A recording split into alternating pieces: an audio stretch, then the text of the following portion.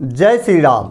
श्री रामचरितमानस बालकांड दोहा संख्या 231 से 240 तक का पठन करने जा रहा हूं अर्थ के साथ। मित्रों, जब तक श्री रामचरितमानस का दोहा चौपाई सोरठा छंद का अर्थ आपको पूर्णतः समझ में न आए, तब तक श्री रामचरितमानस का पाठ अर्थ के साथ करने से आपको पूरा के पूरा लाभ मिलता है। जिन लोगों को अर्थ चौपाई दोहा का अर्थ समझ में नहीं आता, ऐसे में सिर्फ दोहा चौपाई पढ़ते हैं, तो उनको पूरा लाभ नहीं मिल पाता है। इसीलिए श्री रामचरितमानस का संपूर्ण पाठ मैं अर्थ के साथ पोस्ट कर रहा हूं। आप लोग शुरू से इसे जरूर श्रवण करिएगा। तो चलिए शुरू करते हैं श्री रामचरितमानस बालकांड दोहा संख्या 231।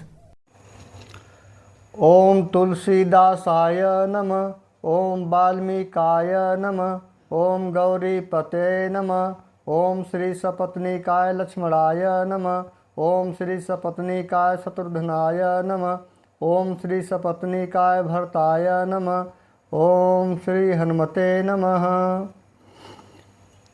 चितवत चकित चहूँ दिश सीता, कह गए नृप किशोर मनु चिंता। जह बिलोक मृग सावक नैनी, जनु तह बरिस कमल सित श्रेणी। सीता जी चकित होकर चारों ओर देख रही हैं। मन इस बात की चिंता कर रहा है कि राजकुमार कहाँ चले गए। बाल मृग नैनी अर्थात मृग के छौने से ही आँख वाली सीता जी जहाँ दृष्टि डालती हैं, वहाँ मानो श्वेत कमलों की कतार बरस जाती है। प्रिय श्रद्धालुओं, यहाँ पर जो वर्णन है वह वाटिका का है, जहाँ पर प्रभु श्री राम जी को माता सीता पहली बार देखती हैं और मिलती हैं। लता ओट तब सखिन लखाए, श्यामल गौर किशोर सुहाए। देखि रूप लोचन ललचाने, हर से जनु निज निधि पहचाने। तब सखियों ने लता की ओट में सुंदर श्याम और गौर कुमारों को दिखलाया।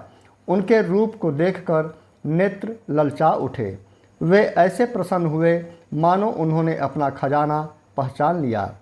थके नयन रघुपति छवि देखें, पलकन्हि परिहरिणी में से। अधिक स्नेह देह भय भोरी, शरद ससिंह जनुचित वचकोरी। श्री रघुनाथ जी की छवि देखकर नेत्र थकित अर्थात निश्चल हो गए। पलकों ने भी गिरना छोड़ दिया। अधिक स्नेह के कारण शरीर विह्वल अर्थात बेकाबू हो गया, मानो शरद ऋतु के चंद्रमा को चकोरी बेसुध हुई देख रही हूँ। लोचन मग राम ही उर आनी, दिन्हे पलक कपाट सयानी। जब सिय सखिन प्रेम बस जानी, कहीं न सकहीं कछु मन सकुचानी। नेत्रों के रास्ते श्री राम जी को हृदय में लाकर चतुर शिरोमणि जानकी जी ने पलकों के किवाड़ लगा दिए, अर्थात नेत्र मूंद कर उनका ध्यान करने लगी। जब सखियों ने सीता जी को प्रेम के बस जाना, तब वे मन में सकुचा गईं, कुछ कह नहीं सकती थी। लता भवन ते प्रगट भे, तेहि अवसर दो भाई। निकसे जनु जुग बिमल विधु, जलद पटल बिल गाय। उसी समय दोनों भाई लता मंडप अर्थात कुंज में से प्रकट हुए, मानो दो निर्मल चंद्रमा बादलों के पर्दे को हटाकर निकले हों। शोभा शिव सुभग दो बीरा, नील पीत जल जाभ शरीरा। मोर पंख सिर सोहत नीके, गुच्छ बीच बीच कुसुम कली के। दोनों भाई सुंदर भाई शोभा की सीमा हैं। उनके शरीर की आभा नीले और पीले कमल की सी है। सिर पर सुंदर मोर पंख सुशोभित हैं। उनके बीच बीच में फूलों की कलियों के गुच्छे लगे हैं।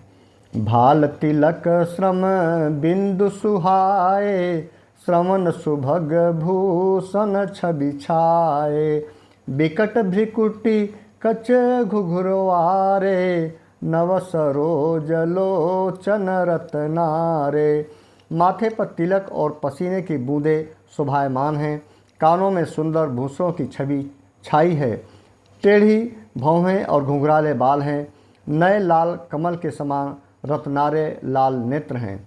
चारु चिबुक नासिका कपोला, हास बिलास लेत मन मोला।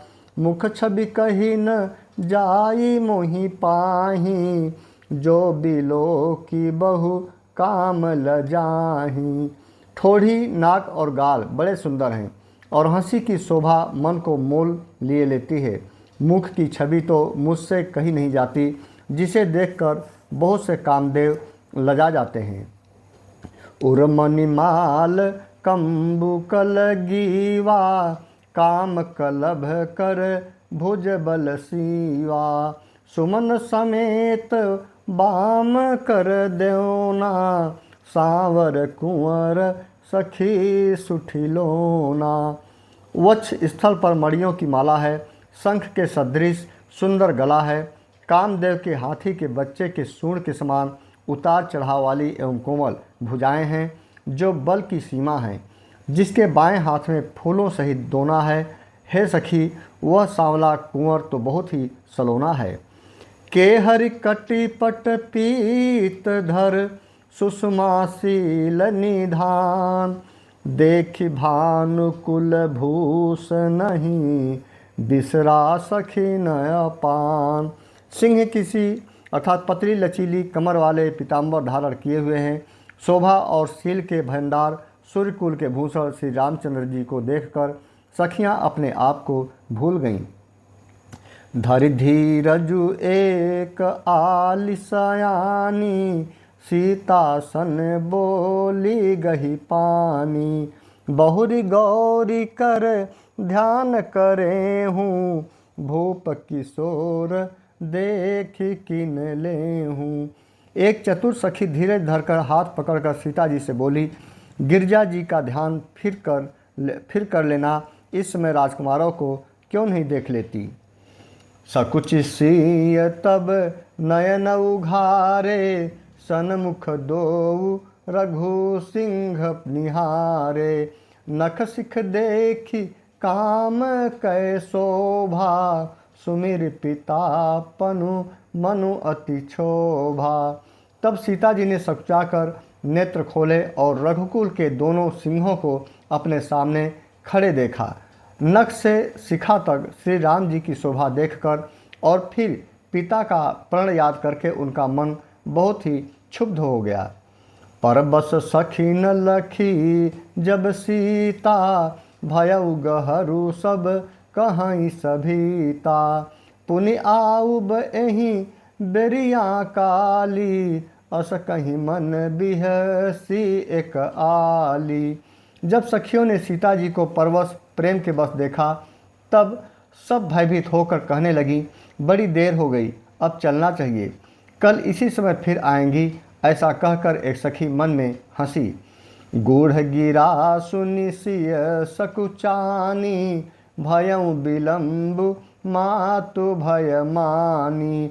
धरि बड़ी धीर राम उर आने, फिरी अपन पऊ पितु बस जाने।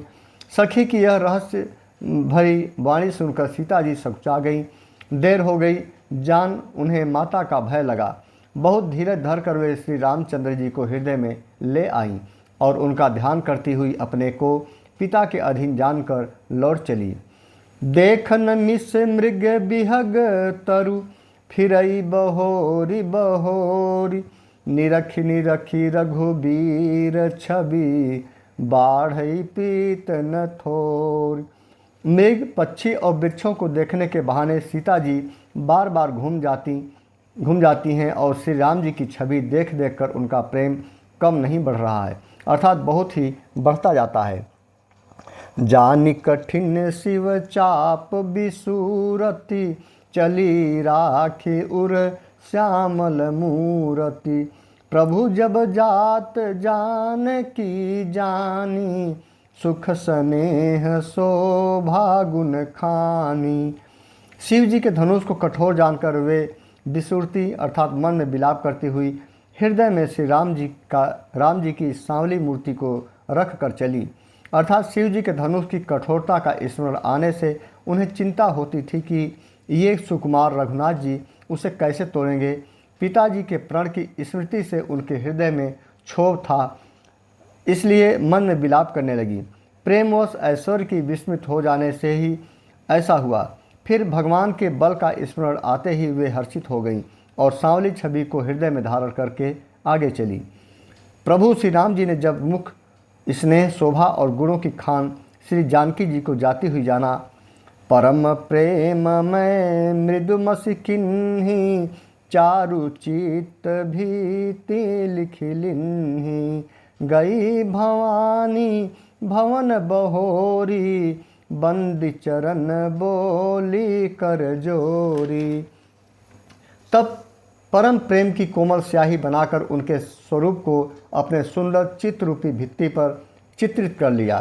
सीता जी ने पुनः भवानी जी के मंदिर में गईं और उनके चरणों की वंदना करके हाथ जोड़कर बोलीं, जय जय गिरिबर राज किशोरी जय महेश मुख चंद चकोरी जय गजबदन सदानन माता जगत जननी दामिनी दुति गाता। हे श्रेष्ठ पर्वतों के राजा हिमाचल की पुत्री पार्वती, आपकी जय हो जय हो। हे महादेव जी की मुख रूपी चंद्रमा की अर्थात टकटकी लगाकर देखने वाली चकोरी, आपकी जय हो। हे हाथी के मुख वाले गणेश जी और 6 मुख वाले स्वामी कार्तिकेय जी की माता, हे जगत जननी, हे बिजली की सी कांति युक्त शरीर वाली, आपकी जय हो। नहीं तव आदि मध्य अवसाना अमित प्रभाव वेदु नहीं जाना भव भव विभव पराभव कारिणी विश्व विमोहनी स्वबस बिहारिणी। आपका न आदि है न मध्य है और न अंत है। आपके असीम प्रभाव को वेद भी नहीं जानते। आप संसार को उत्पन्न पालन और नाश करने वाली हैं, विश्व को मोहित करने वाली और स्वतंत्र रूप से विहार करने वाली हैं। पति देवता सुतिय महु मातु प्रथम तव रेख महिमा अमित न सकहीं कही सहस शारदा शेष। पति को इष्ट देव मानने वाली श्रेष्ठ नारियों में हे माता आपकी प्रथम गणना है। आपकी अपार महिमा को हजारों सरस्वती और शेष जी भी नहीं कह सकते। सेवत तो ही सुलभ फलचारी वरदायनी पुरारी पियारी देवी पूजी पद कमल तुम्हारे सुर नर मुनि सब हो ही सुखारे। हे भक्तों की मुँह मांगा वर देने वाली, हे त्रिपुर के शत्रु शिव जी की प्रिय पत्नी, आपकी सेवा करने से चारों फल सुलभ हो जाते हैं। हे देवी, आपके चरण कमलों की पूजा करके देवता मनुष्य और मुनि सभी सुखी हो जाते हैं। मोर मनोरथु जानहु नीके बसहु सदा उर पुर सब ही के किन्हे हूँ प्रगटन कारण ते ही अस कहीं चरण गहे बैदेही। मेरे मनोरथ को आप भली भांति जानती हैं, क्योंकि आप सदा सबके हृदय रूपी नगरी में निवास करती हैं। इसी कारण मैंने उसको प्रकट नहीं किया। ऐसा कहकर जानकी जी ने उनके चरण पकड़ लिए। विनय प्रेम बस भई भवानी खसी माल मूरति मुस्कानी सादर सिंह प्रसादु सिर धरऊँ बोली गौरी हरसु हिय भरऊँ। गिरिजा जी सीता जी के विनय और प्रेम के बस में हो गईं। उनके गले की माला खिसक पड़ी और मूर्ति मुस्कुराई। सीता जी ने आदरपूर्वक उस प्रसाद अर्थात माला को सिर पर धारण किया। गौरी जी का हृदय हर्ष से भर गया और वे बोली, सुन सिय सत्य असीस हमारी पुजहि मन कामना तुम्हारी। नारद बचन सदा सुचि साचा, सोबर मिलहि जाहि मनुराचा। हे सीता, हमारी सच्ची आशीष सुनो, तुम्हारी मनोकामना पूरी होगी। नारद जी का वचन सदा पवित्र अर्थात संशय भ्रम आदि दोषों से रहित और सत्य है। जिसमें तुम्हारा मन अनुरक्त हो गया है वही वर तुमको मिलेगा। एक सुंदर छंद यहाँ पर। मनु जाहि राचउ मिलिहि सोबरु, सहज सुंदर सांवरो। करुणा निधान सुजान सिलु, सनेहु जानत रावरो। एहि भांति गौरी असीस सुनि सिय, सहित हिय हरसियली। तुलसी भवानी पूजी, पुनि पुनि मुदित मन मंदिर चली। जिसमें तुम्हारा मन अनुरक्त हो गया है वही स्वभाव से ही सुंदर सांवला वर अर्थात श्री रामचंद्र जी तुमको मिलेगा। वह दया का खजाना और सुजान अर्थात सर्वज्ञ हैं, तुम्हारे शील और स्नेह को जानता है। इस प्रकार श्री गौरी जी का आशीर्वाद सुनकर जानकी जी समेत सब सखियां हृदय में हर्षित हुईं। तुलसीदास जी कहते हैं, भवानी जी को बार बार पूजकर सीता जी प्रसन्न मन से राजमहल को लौट चली। जानी गौरी अनुकूल सिय, हिय हर सुन जाई कहीं। मंजुल मंगल मूल बाम, अंग फरकन लगे। गौरी जी को अनुकूल जानकर सीता जी के हृदय को जो हर्ष हुआ वह कहा नहीं जा सकता।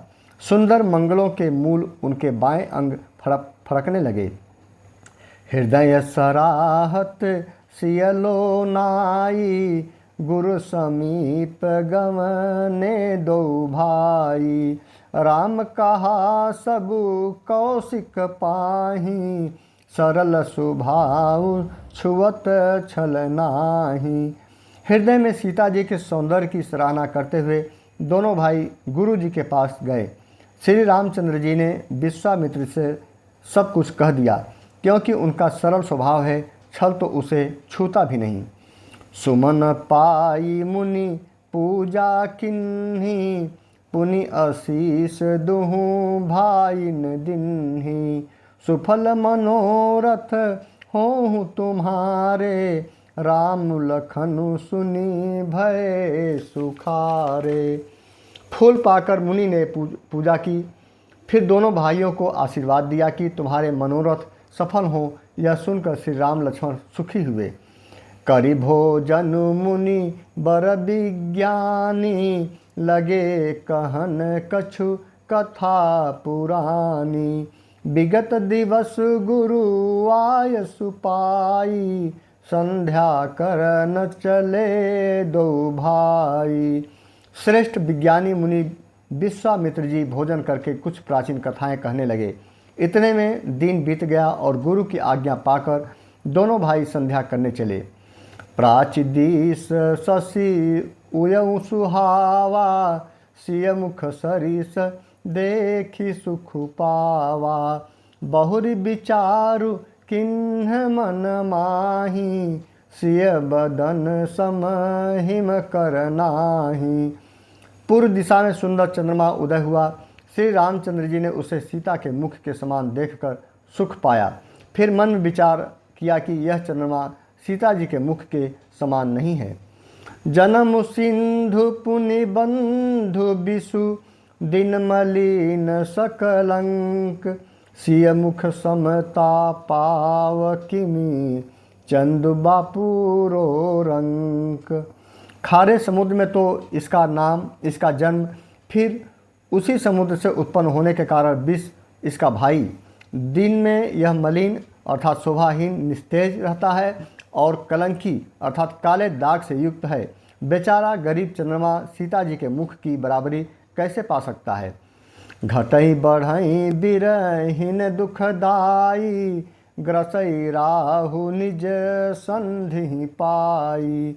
कोक शोक प्रद पंकज द्रोही, अवगुण बहुत चंद्रमा तो ही। फिर यह घटता बढ़ता है और बिरहड़ी स्त्रियों को दुख देने वाला है। राहु अपनी संधि में पाकर इसे ग्रस लेता है।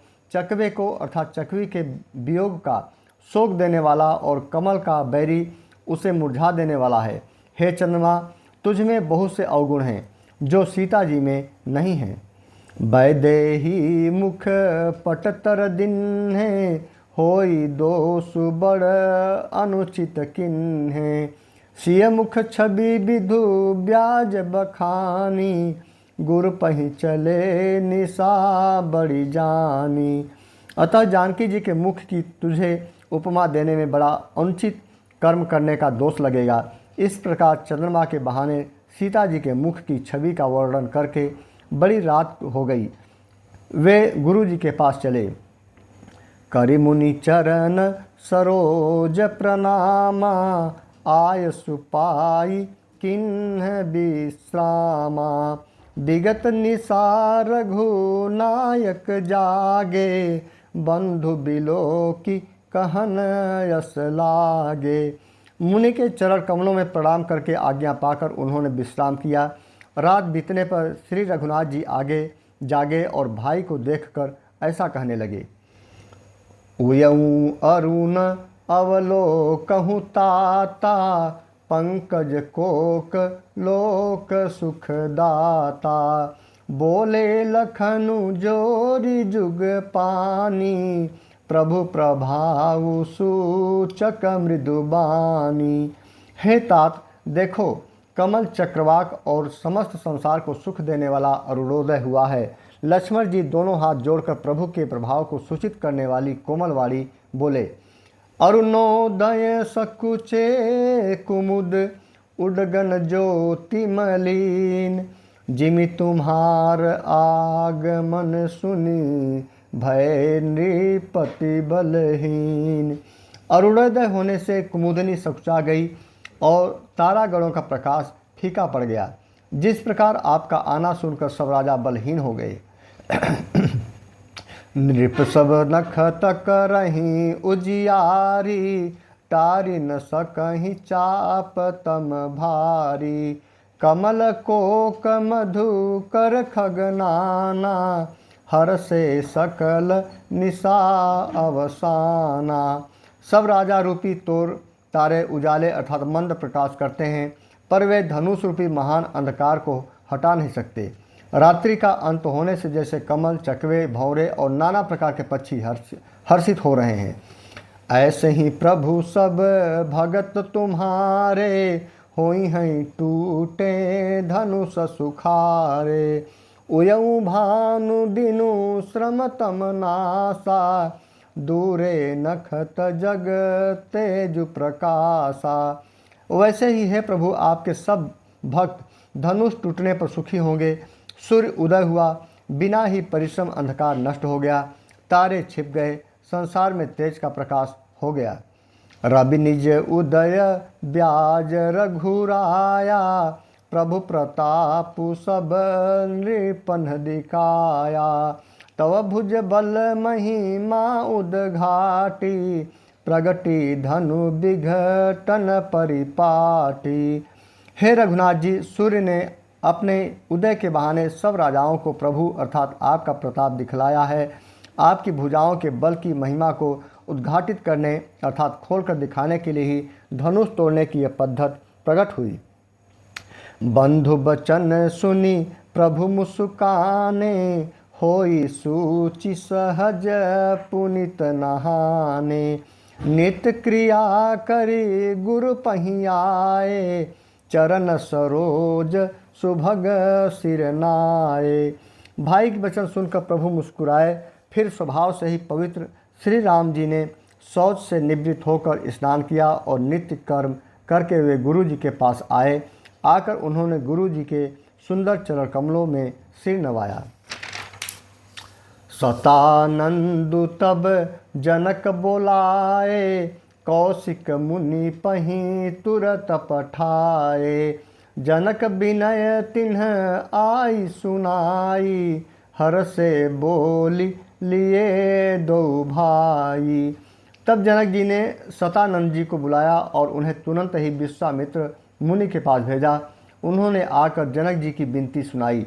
विश्वामित्र जी ने हर्षित होकर दोनों भाइयों को बुलाया।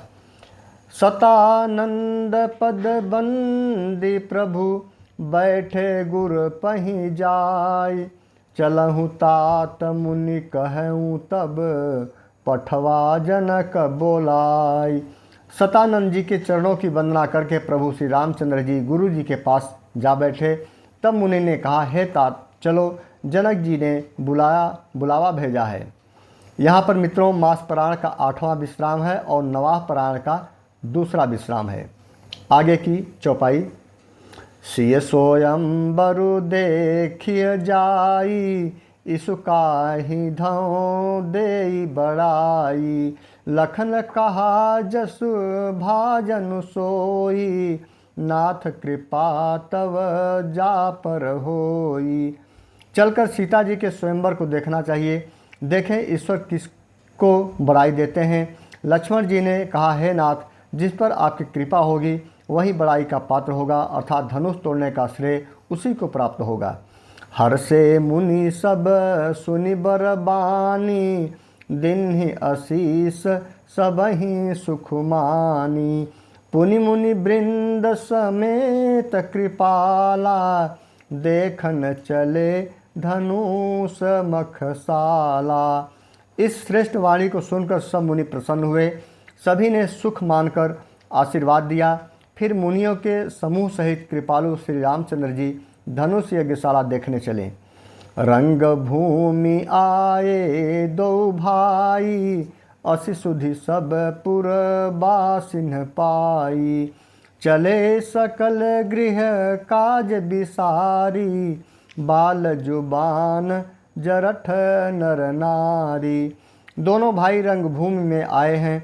ऐसी खबर जब सब नगरवासियों ने पाई तब बालक जवान बूढ़े स्त्री पुरुष सभी घर और कामकाज छोड़कर भुलाकर चल दिए। देखि जनक भीर भय भारी, सूचि सेवक सब लिए हंकारी। तुरत सकल लोगन पहीं जाहूँ, आसन उचित देहूँ सब काहूँ। जब जनक जी ने देखा कि बड़ी भीड़ हो गई है तब उन्होंने सब विश्वास पात्र सेवकों को बुलवा लिया और कहा, तुम लोग तुरंत सब लोगों के पास जाओ और सब किसी को यथा योग्य आसन दो। कहीं मृदु बचन विनीत तिन्ह, बैठा रे नर नारी। उत्तम मध्यम नीच लघु, निज निज थल अनुहारी। उन सेवकों ने कोमल और नम्र वचन कहकर उत्तम, मध्यम, नीच और लघु अर्थात सभी श्रेणी के स्त्री पुरुषों को अपने अपने योग्य स्थान पर बैठाया। मित्रों, यहाँ पर बालकांड का दोहा संख्या 240 संपन्न हुआ। अगले में जो है कि 241 से 250 की ओर पठन करूँगा। तब तक जय श्री राम।